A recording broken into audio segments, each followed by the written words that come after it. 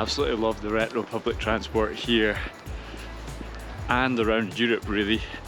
That old tram that I got on was pretty cool, and whether it's a trolley bus, a retro tram, the public transport is always so good in Europe. When travelling as a couple full time together, it's good to get your own space now and again. And what I do for fun is I check out stadiums, and there's one that I wanted to check out here, which is actually like an abandoned stadium. The team here, and the biggest team in Slovakia, is called Slovakian Bratislava, and they play at this new modern stadium here in Bratislava. But what I've done, and why I keep looking over my back, is I've actually snuck in to their old abandoned stadium. So I'm pretty excited to check it out. It's a bit more like retro styled, which I prefer. I don't really like modern stadiums. I prefer like ones with a bit of history and character about them. Let's go check out the stadium. I'm just walking around to see if there's a way I can get a view of the pitch, but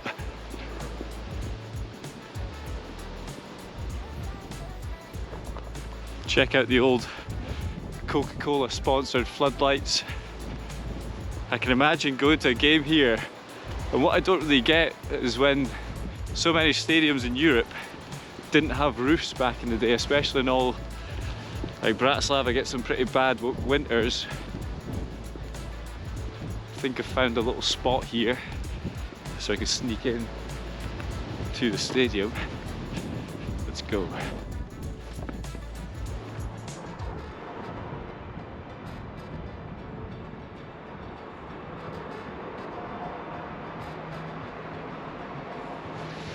Check out how cool this place is.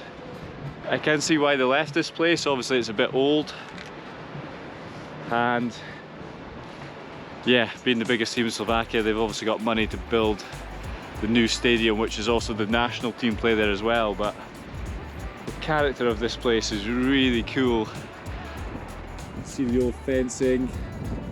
There's like a random area of the coloured seats. I think that's the away sector. Got the Coca-Cola retro floodlights. Look at the manager's dugouts as well, and the old roof section where the VIPs would have sat. They even still got the goals up. But yeah, this is what I like to do. I like to come and check out, either even better if there's a game on, but even just exploring the stadium itself.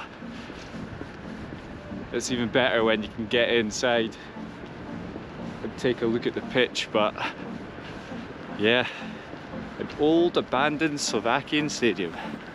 Pretty cool.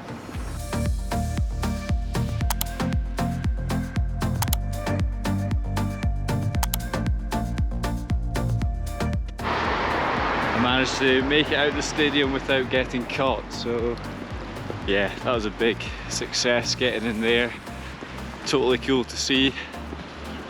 Away back into the centre now. Catch up with Ash and see some more of the sights.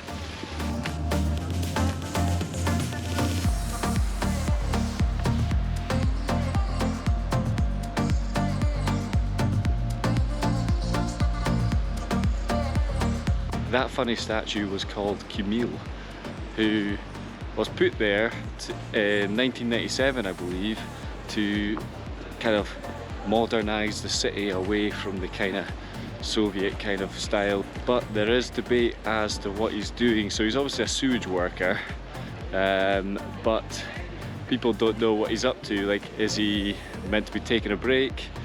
Is he kind of peeping on people, spying on people, or what the deal is? But they've had to put that sign up where it says "Man at Work" because basically drivers used to drive over it, damage it, people would trip over him.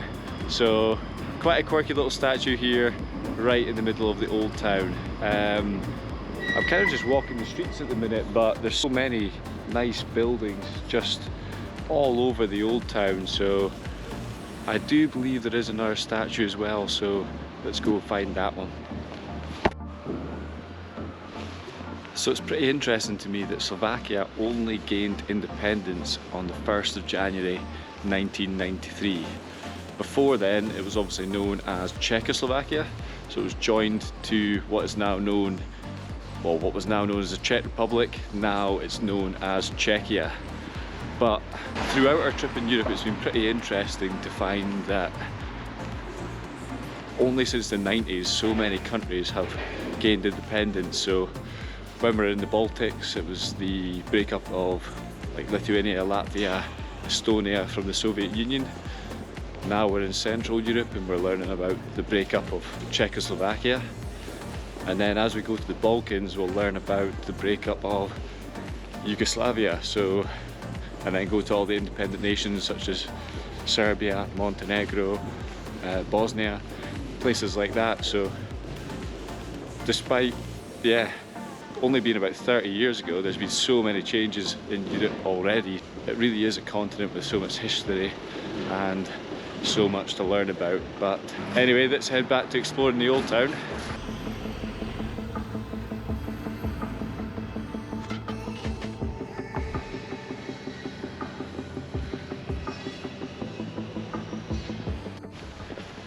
We are off to see a pretty unique church. It's blue. Gave away the surprise. Oh, sorry. Ash has seen this church before. Yeah. But it's my first time seeing it. It's just so beautiful. And you wouldn't expect to find a blue church. I've never seen one other than here. I've never seen another one. Is it the only blue church in the world?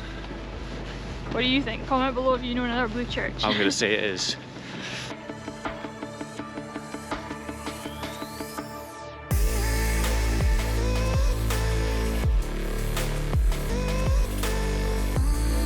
Churches aren't always the most exciting things to visit. However, this one is pretty unique. It looks absolutely awesome with the blue colour.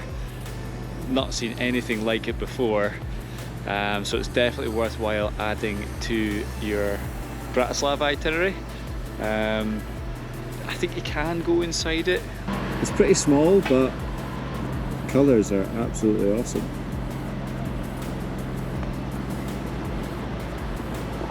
Finished taking pictures? Yeah. It's a very photogenic church. It doesn't do much, but it's very pretty.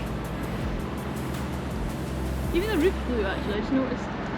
It's been a while since we've actually been in a hostel, like a proper feeling hostel, but we're in one just now in Bratislava, and we got our free welcome drink on our last night.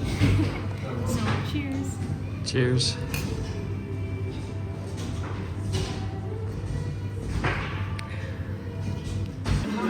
We've come into this like bar that we've seen pretty much in almost every city since Warsaw, and we just gonna walk past it. Basically, it's like a cherry liqueur or cherry drink.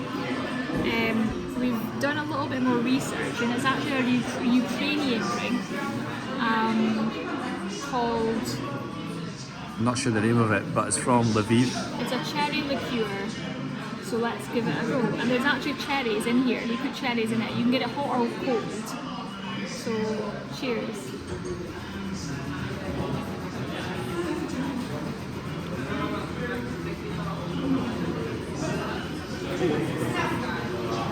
Okay. Yeah. It's just like a cold mulled wine, but not wine. Cherry flavoured drink. It's nice. It's very nice. And to spot them, they've always got this logo. Basically, Daniel remembered when he first saw it, because he obviously remembered the cherry boobies from Warsaw. Currently just out in the old town, experienced some of Bratislava's famous nightlife. So yeah, we're gonna maybe go to another bar, and then after that we're gonna try some Slovakian food. So we found a pub for that. We're gonna walk around the old town a bit more. Yep. And then chill.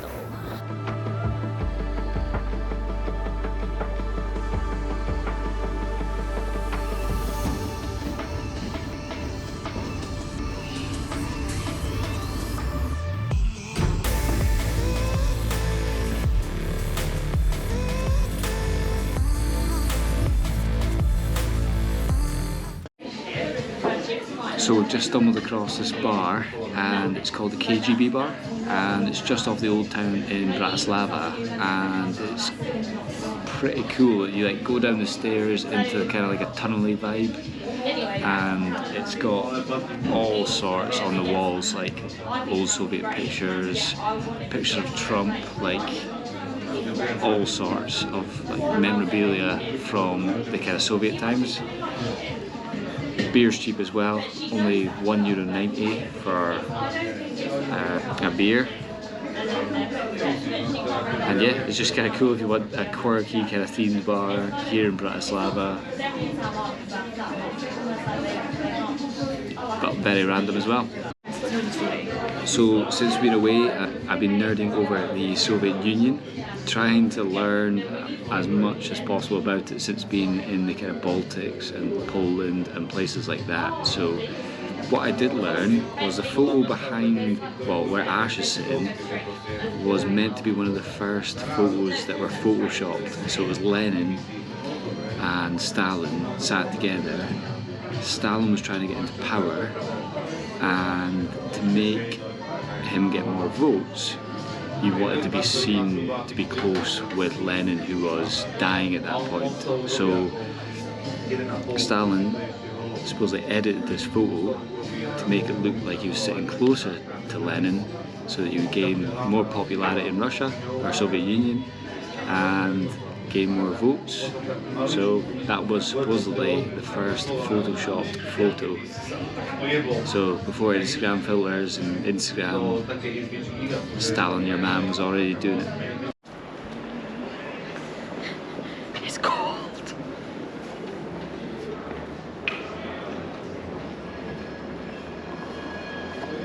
Time to try some Slovakian food.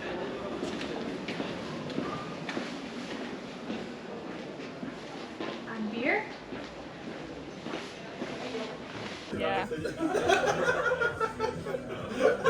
We've got this traditional Slovakian, I think these are dumplings, like these little things. So here's like cabbage dumplings. I believe these are like cheese filled kind of pierogi, and this is sheep's cheese. That's like the most traditional Yeah, this is Slovak. like, yeah. So shall we have some? It's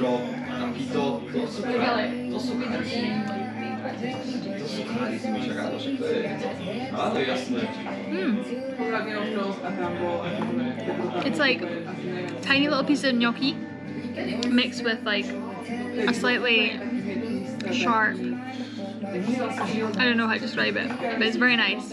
It's very nice. We'll try this one next.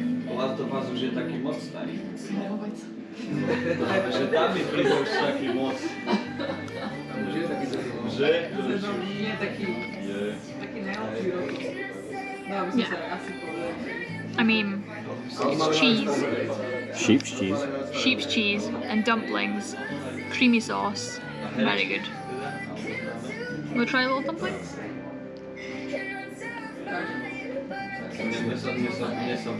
So these are actually filled with cheese. I believe there's like dill and spring onions. Cheers!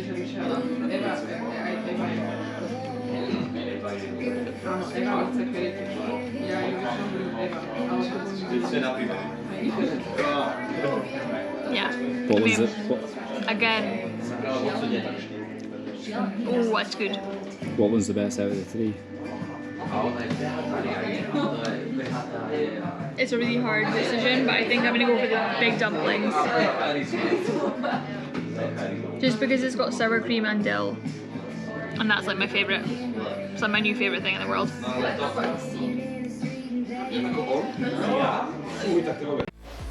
So that was us having our Slovakian meal here at the Slovak pub in Bratislava.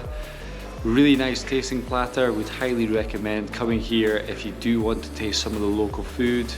I hope you've enjoyed this video. We're still going to be in Slovakia in the next one as we head to the Tatras Mountains tomorrow. Join us for that. Bye.